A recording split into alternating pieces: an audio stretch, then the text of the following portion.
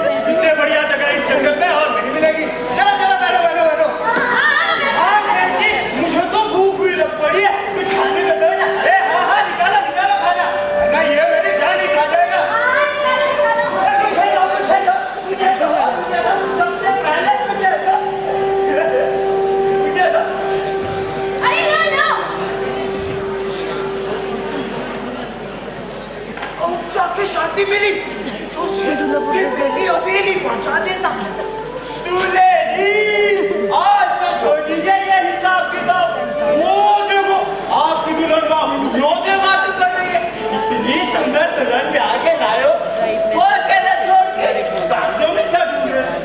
तो जानते ही हो पिताजी को, उन्होंने कहा है शादी के पूरे खर्च का हिसाब रखना मुझे। एक भी पैसा ऊपर नीचे हो गया तो मेरी खैर नहीं। और सच कहूं तो असली सुंदरता तो पैसे में ही होती है। जाओ हिसाब कर लो जाओ। ठीक है भाई लगे रो हिसाब हो जाए तो एक बार दुल्हन को भी देख लेना, बड़ी सुंदर है।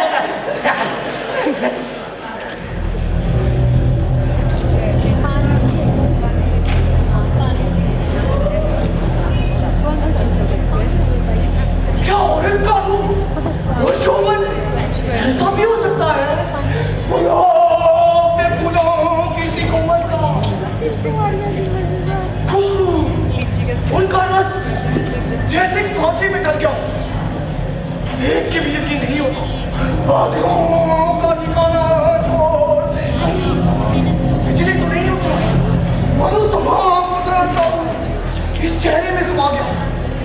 ये चेहरा देखकर मेरा भूत होना भी सार्थक हो गया। इसके मैं पेश करता हूँ। तो उसको तकलीफ होगी, ऐसे रूप को तकलीफ कैसे दी जा सकती है? इसमें प्रवेश के सताने का मन करता है, नहीं छोड़ने बनता है। तो क्या दूल्हे को लग जाओ? और इसे लगने से भी तो दूल्हा क्या मन रखेगा ही? इस रूप को तरसवाने से खुद को उठाना ज्यादा अच्छा है। अरे हो गया तुम सबका खाना वाना, चलो चलते हैं।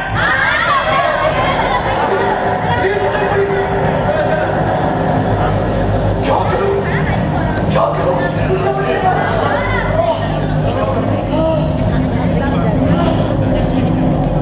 ये अंधेरा कैसा चाला नहीं आपके सामने?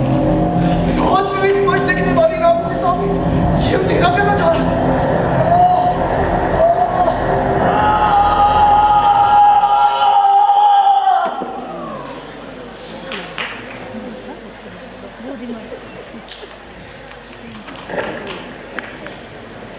बापू बहुत नाराज होंगे, खर्च भी अधिक हो गया है। ये हिसाब नहीं मिल रहा कमल। हिसाब और व्यापार का सुखी परम सुख है, बाकी सब तो झमेले हैं। आप मालूम हुआ आप उनके डर से ही हिसाब में उलझे हुए हैं। पर सारी बातें अपनी अपनी जगह ही शोभा देती है। विवाह के समय हिसाब में फंसना ये कहाँ का न्याय है? विवाह होना था तो हो गया, लेकिन हिसाब तो अभी बाकी है। सारे खर्च का हिसाब बनाकर मुझे कल ही व्यापार के लिए शहर जाना है। ऐसा शुभ मुहूर्त फिर अगले 7 सालों तक नहीं। इस बीच तुम घर की इज्जत का ख्याल रखना, सास ससुर की सेवा करना, बस मतलब जबते ही 5 वर्ष बीत जाएंगे। क्या कहा? आप व्यापार के लिए कल ही शहर जाएंगे? सुना था आपकी हवेली में तो दौलत के भंडार भरे हैं। इसमें क्या शक है? तुम खुद ही कह अपनी आंखों से हीरे मोतियों के ढेर लगे ढेर, और दौलत तो दिन दुगनी रात चौगनी बनी रहे तभी अच्छा है। व्यापार तो बनने का पहला धर्म है। अच्छा ठीक है, मैं जा रहा हूँ बापू के पास हिसाब देने। तुम सो जाओ, मुझे सुबह जल्दी निकलना है।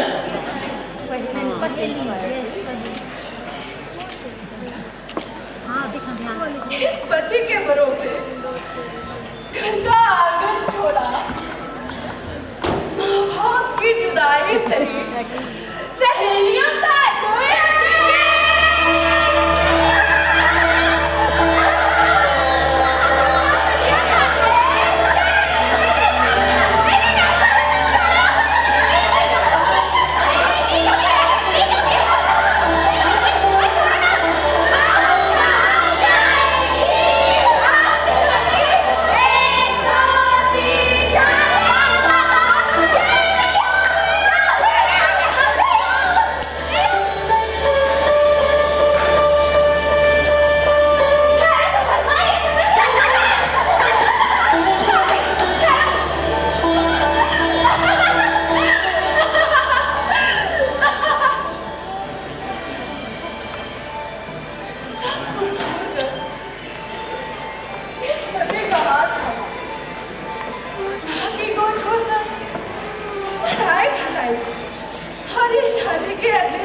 व्यापार के लिए शहर जाना चाहते हैं।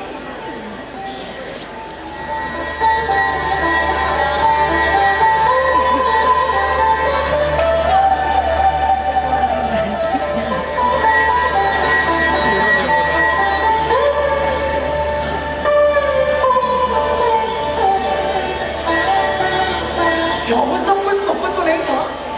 ऐसा लग रहा है मन में मेरे छल कपट का सारा मैं भूल गया हूँ। आज मुझे सब कुछ इतना सुंदर क्यों लगा? आज से पहले तो कुदरत कभी इतनी मोहब्बत नहीं लगी। ये पेड़, ये बावड़ी, ये चिड़िया की आवाज, ये मिट्टी, ये सब दुल्हन के ही चेहरे का करिश्मा है। अरे ये तो दूल्हा हो रहा है। ये कहाँ चल रहा है? रुक बदल के पूछता हूँ।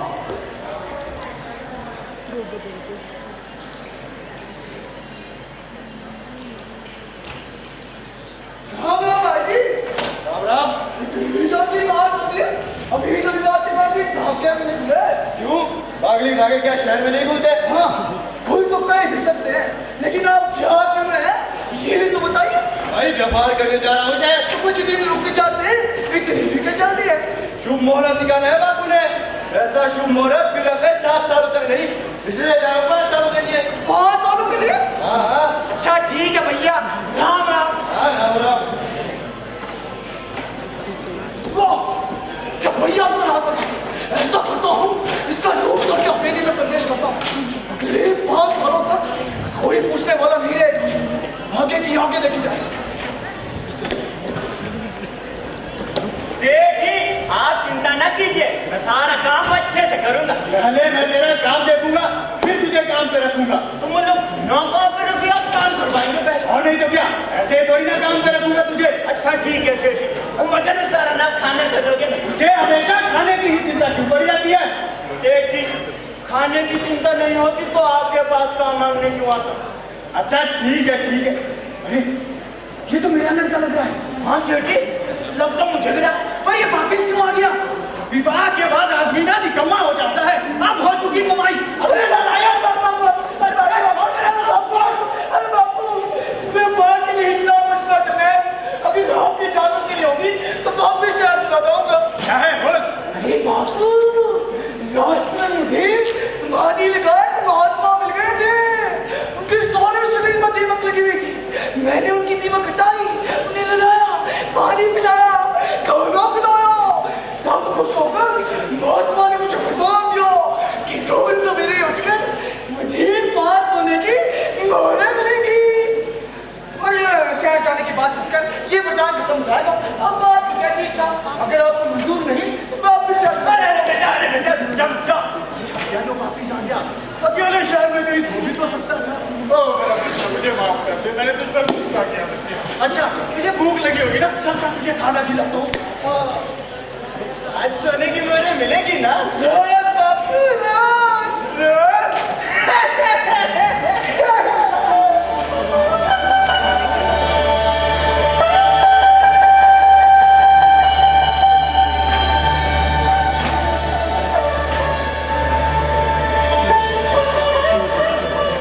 मैं जानती थी कि तुम बीच रास्ते ही लौट आओगे। मेरी बनावटी सच हुई। इस मित्र दोस्त में कीचड़ कैसे मिला? ये तो मुझे अपना असली पति मान कर इतना खुश हो रही है। इस सब बहुत प्रेम के साथ दगा कैसे गई? क्या बात है? क्या सोच रहे हो आप? क्या मालूम बनाती पूरी हुलिया नहीं? पहले पूरी छानबीन तो करेगी, कहीं मैं कोई माया भी तो नहीं, कहीं कोई दूसरा आदमी तो नहीं जो तुम्हारे पति का रूप धर कर गया। अगर कोई दूसरा आदमी होता तो मेरी पवित्रता से मेरी छाड़ तक में आकर के कब का भस्म हो गया होता। धोखा की पवित्रता झूठी है जो मैं अभी तक बस नहीं हुआ। ये मैं क्या सोचा? बात तो चेहरे से क्या होता है? अगर वो सच्चा पति होता तो उसे यूं व्यापार के लालच में अकेला छोड़कर थोड़ी जाता। अग्नि की साक्षी में 7 फेरे लिए तो क्या? उसकी प्रीत में कोई सच्चाई नहीं। मैंने भूत होके भी सच्ची प्रीत की। मुझे छलते हुए मेरा हृदय काम चाहता है। मतलब मेरी प्रीत सच्ची है और इसकी पवित्रता भी, लेकिन मैं इसे छल को नहीं सकता। दरअसल मैं हूं तो कोई दूसरा ही, मगर मेरी प्रीत सच्ची है। मंडप के दूल्हे की प्रीत झूठी। ये कैसी पागल जैसी बातें करते हो?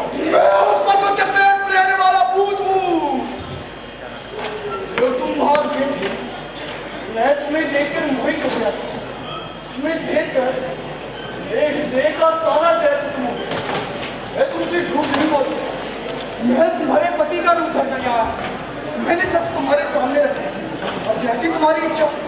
अगर तुम मुझे ना स्वीकारती हो मैं भी वापस चला जाऊंगा और तुम्हारी बात मुझे नहीं करूंगा और सदा के लिए तुम्हारा एहसान मानूंगा कि तुमसे प्रेम की वजह से मेरे हृदय का सारा जहर।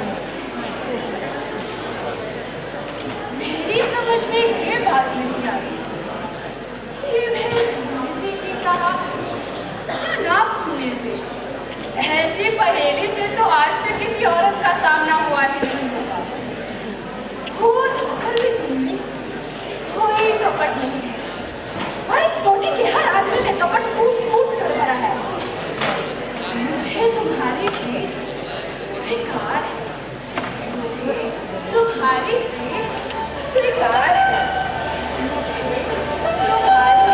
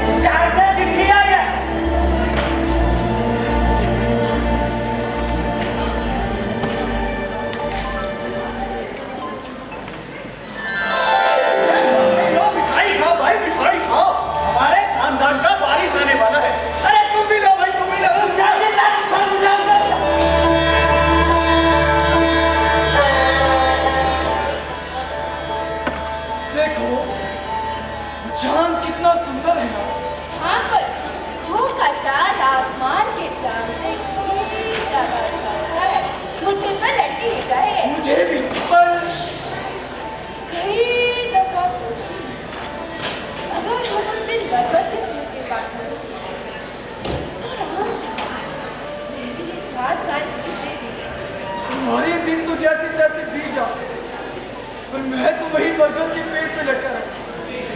मुझे तो आज भी यकीन नहीं हो रहा कहीं मैं कोई सपना तो नहीं देख।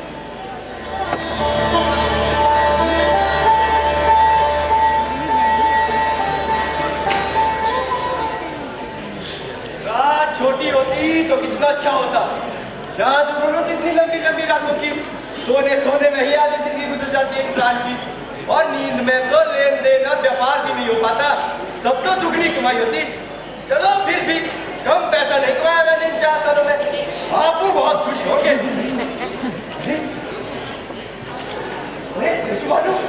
तुम यहाँ शहर में क्या कर रहे हो? अरे 2 दिन पहले तो तुझे बताया था काम की तलाश है शहर जा रहे, पर तू यहाँ क्या कर रहा है? और तेरी तो पत्नी भी गर्भवती है, उसे सारा मुझे छोड़ कर शहर आया ही क्यों? तुम क्या मेरी पत्नी गर्भवती है? क्या दिमाग में कैसी बातें करते हो? इसने 4 साल से तो नहीं है ये शहर में।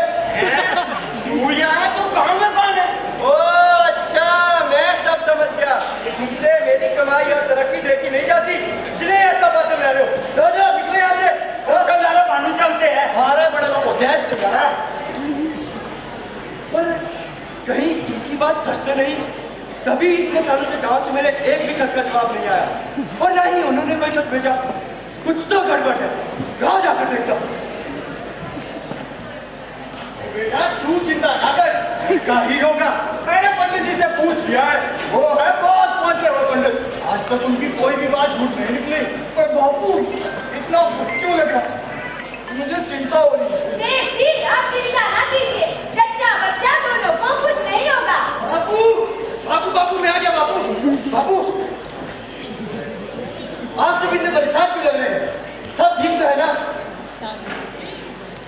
ये कौन बापू? तू कौन है? मैं ये क्या एक ही शक्ल के दो आदमी? बापू मैं तेरा बेटा। तूने तुम्हें 4 साल पहले शहर भेजा था व्यापार के लिए। ये देख कितना पैसा कमा के लाया हूँ। कैसी बातें कर रहा है? मेरा बेटा तो अगले ही दिन वापिस आ गया था। चुपचाप यहाँ से निकल जा, वरना अच्छा नहीं होगा। मुझे पैसों का लालच देता है। मुझे लगता है देखा मुझे तो यही सच्चा लगता है, तभी तो इतना दलील करने पर भी यही खड़ा है भी नहीं। मुझे भी इसे देखिए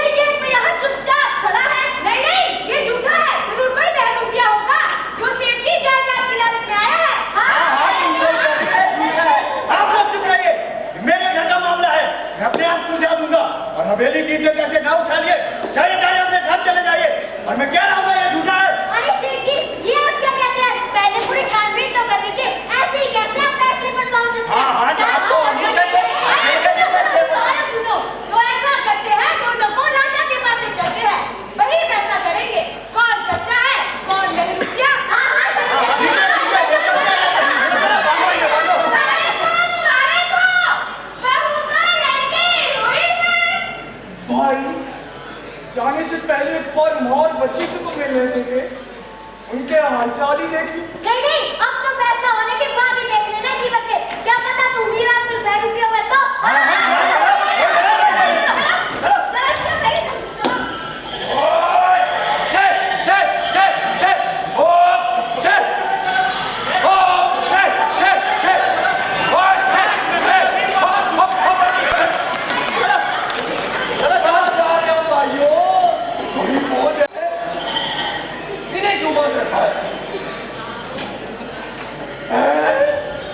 एक ही शक्ल के दो आदमी, ये क्या माजरा है भाई?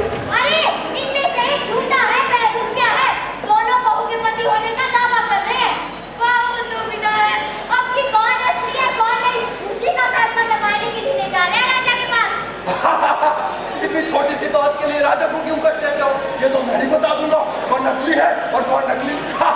अच्छा ठीक है भाई, पिछले केस का फैसला भी क्या पता कोई हल ही निकल जाए। वैसे भी राजमहल अभी बहुत दूर है। ऐसा करो बैठ जाओ। अच्छा ठीक है भाई, करो फैसला, कैसे करते हो? जो भी करना जल्दी करना। भले आदमी हो, इन्हें बांधने की क्या जरूरत थी? इतने लोगों के होते हुए कहाँ भागेंगे ये? अच्छा ये तो बताओ, दोनों बोल तो सकते हैं ना? कहीं गूंगे बहरे तो नहीं? नहीं नहीं, दोनों बोल सकते हैं, कोई भूखे नहीं। तो फिर बेकार का ही चक्कर लगाया। इन्हीं से पूछ लेते कौन असली है और कौन नकली। इतना चक्कर ही नहीं पड़ता। ये कौन मेरा मूर्ख है? अगर ये दोनों कुछ सच कहते तो रोना किस बात का था? इसके तो से हो चुका है। इतनी अकल तो मैं कोई ना चाहता। सब समझ गया। ये बोलना तो जानते हैं, साथ ही साथ झूठ बोलना भी सीख गए हैं। और कोई बात नहीं, सच बाहर निकालना मेरे बाएं हाथ का खेल है। मैं 7 तालियां बजाऊंगा, जो मेरी इन तमाम भेड़ों को इकट्ठा कर दे वही सच्चा। 1 2 3 4 5। वाह शाबाश, सच्चे पति के होते हुए ऐसा जोश भरा किसमें उठता? बस एक आखिरी पर रिकॉर्ड करूंगा, जो मेरी इस मशक के अंदर आ जाए वही सच्चा, उसी की प्रीत सच्ची।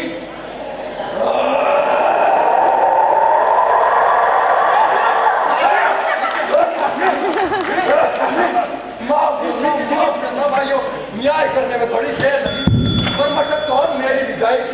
चलो कोई बात नहीं, ये तो पता चल गया कौन सच्चा और किसकी प्रीत सच्ची। क्यों जी? चलो चलो भाई से नदी में फेंका दो। अच्छा अच्छा, ये तो बताओ हुआ खरा न्याय कि नहीं?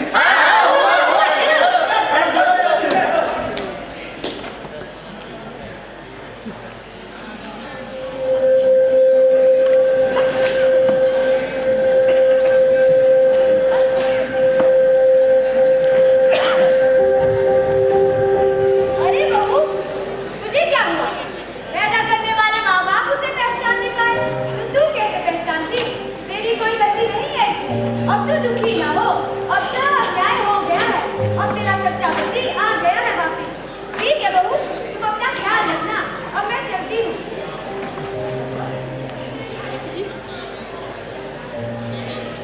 इन्होंने अपना फैसला तो कर दिया, पर मैं क्या चाहती हूँ ये किसी ने पूछा तक नहीं। असली नकली की जांच करके क्या होता है? सच शब्दों में नहीं समाता, पर शब्दों के पीछे जो बाहर नहीं आ पाता, अक्सर सच वही होता है। हम औरतों की अपनी मर्जी होती ही कहाँ है? हम क्या चाहती हैं ये कोई पूछने की कोशिश भी नहीं करता। हे भगवान, ये बच्ची बड़े होके औरत का ऐसा जीवन ना भोगे। लालची तेरी बेजाना, तेरी बेजाना, तेरी पोखरा,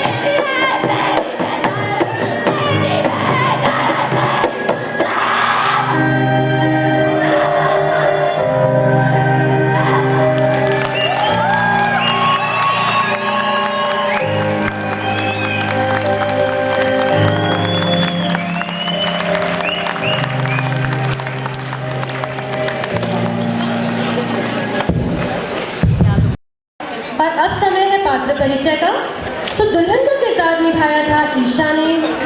ईशा स्टेज पर आ जाइए।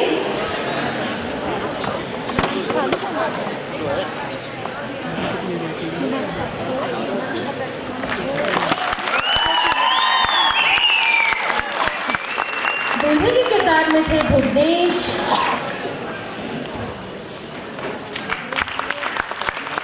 भूत बने थे सूरज, सेठ का किरदार निभाया था जयसिंह ने। सहेली एक आंचल, सहेली दो पायल। रंजना औरत का किरदार निभाया था इन्होंने। नौकर बने थे रोहित, गड़रिया के किरदार में Harish. Thank you students, you all can go.